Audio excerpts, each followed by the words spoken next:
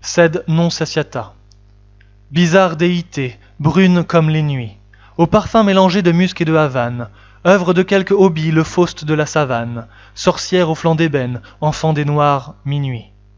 Je préfère, ô Constance, à l'opium aux nuits, l'élixir de ta bouche où l'amour se pavane, quand vers toi mes désirs partent en caravane, tes yeux sont la citerne où boivent mes ennuis.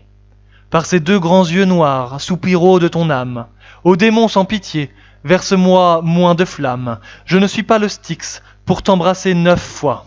Hélas, et je ne puis, mégère libertine, pour briser ton courage et te mettre aux abois, dans l'enfer de ton lit, devenir Proserpine. Avec ses vêtements ondoyants et nacrés, même quand elle marche, on croirait qu'elle danse, comme ces longs serpents que les jongleurs sacrés, au bout de leurs bâtons, agitent en cadence. Comme le sable morne et l'azur des déserts, insensibles tous deux à l'humaine souffrance, comme les longs réseaux de la houle des mers, elle se développe avec indifférence. Ses yeux polis sont faits de minéraux charmants, et dans cette nature étrange et symbolique, où l'ange inviolé se mêle au sphinx antique, où tout n'est corps, acier, lumière et diamant, resplendit à jamais comme un astre inutile, la froide majesté de la femme stérile. Le serpent qui danse.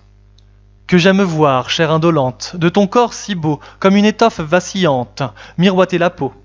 Sur ta chevelure profonde, aux âcres parfums, mer odorante et vagabonde, aux flots bleus et bruns, comme un navire qui s'éveille, au vent du matin, mon âme rêveuse appareille, pour un ciel lointain. Tes yeux, où rien ne se révèle, de doux ni d'amer, sont deux bijoux froids où se mêlent l'or avec le fer. À te voir marcher en cadence, belle d'abandon, on dirait un serpent qui danse, au bout d'un bâton. Sous le fardeau de ta paresse, ta tête d'enfant se balance avec la mollesse d'un jeune éléphant, et ton corps se penche et s'allonge, comme un fin vaisseau qui roule bord sur bord et plonge ses vergues dans l'eau. Comme un flot grossi par la fonte des glaciers grondants, quand l'eau de ta bouche remonte au bord de tes dents, je crois boire un vin de bohème, amer et vainqueur, un ciel liquide qui parsème d'étoiles mon cœur. Une charogne. Rappelez-vous l'objet que nous vîmes, mon âme, ce beau matin d'été si doux.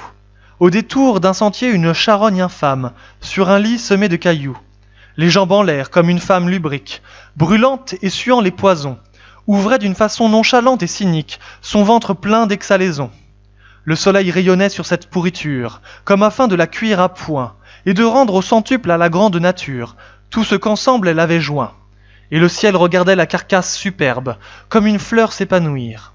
La puanteur était si forte que sur l'herbe, vous crûtes vous évanouir. Les mouches bourdonnaient sur ce ventre putride, d'où sortaient de noirs bataillons, de larves qui coulaient comme un épais liquide, le long de ces vivants haillons. Tout cela descendait, montait comme une vague, ou s'élançait en pétillant. On eût dit que le corps, enflé d'un souffle vague, vivait en se multipliant. Et ce monde rendait une étrange musique, comme l'eau courante et le vent, où le grain qu'un vanneur d'un mouvement rythmique agite et tourne dans son vent. Les formes s'effaçaient et n'étaient plus qu'un rêve, une ébauche lente à venir, sur la toile oubliée et que l'artiste achève, seulement par le souvenir. Derrière les rochers, une chienne inquiète nous regardait d'un œil fâché, épiant le moment de reprendre au squelette le morceau qu'elle avait lâché. Et pourtant vous serez semblable à cette ordure, à cette horrible infection, étoile de mes yeux, soleil de ma nature, vous, mon ange et ma passion. Oui, telle vous serez, ô la reine des grâces, après les derniers sacrements, quand vous irez sous l'herbe et les floraisons grasses, moisir parmi les ossements. Alors, ô ma beauté, dites à la vermine, qui vous mangera de baisers, que j'ai gardé la forme et l'essence divine de mes amours décomposés. De profundis clamavi. J'implore ta pitié, toi, l'unique que j'aime. Du fond du gouffre obscur où mon cœur est tombé, c'est un univers morne à l'horizon plombé, où nage dans la nuit l'horreur et le blasphème. Un soleil sans chaleur plane au-dessus 6 mois. Et les 6 autres mois la nuit couvre la terre.